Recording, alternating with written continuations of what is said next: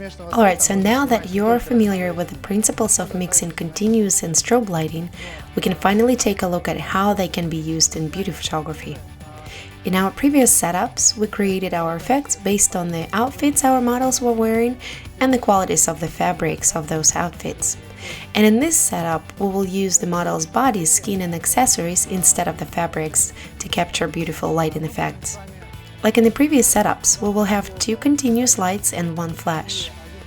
Since our main light is pretty hard and now the model's face is very close to the camera and is the center of attention in these beauty shots, I'd like to have the shadow slightly softened. So I will add a diffusion filter onto the main strobe that will illuminate the model's face. If you do use a diffusion filter, keep in mind that you will need to adjust the power output value to compensate for the amount of light the diffusion filter will eat up, so to speak. In this lighting setup, I'm going to aim to have the strobe light illuminate the model's face mainly, which will be the center of focus and composition and not so much her chest. So I place and direct the strobe respectively. We will still have barn doors on the strobes with continuous light to direct our light precisely to where we want it, and we want it on the model and nowhere else.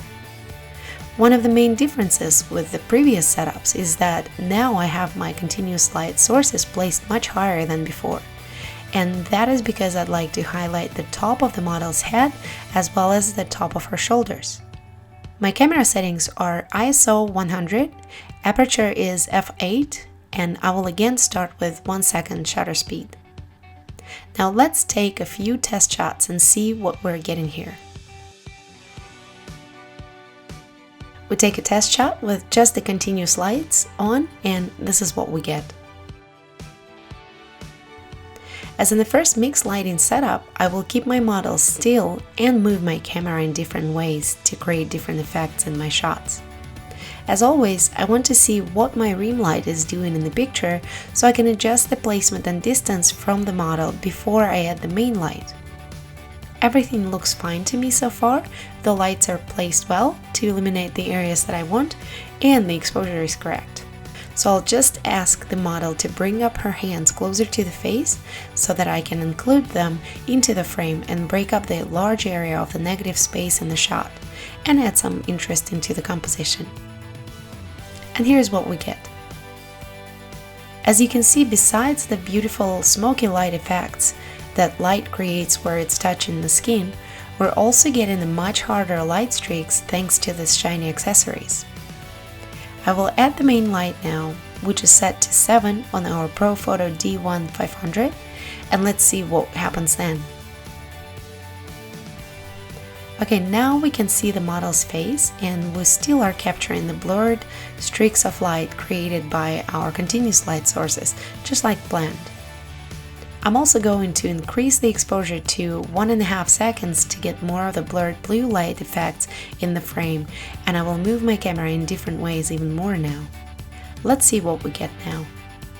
The more of the reflective surfaces you capture in the shot, the more of the beautiful blurred effects you will get from the rim light, which are our continuous light sources.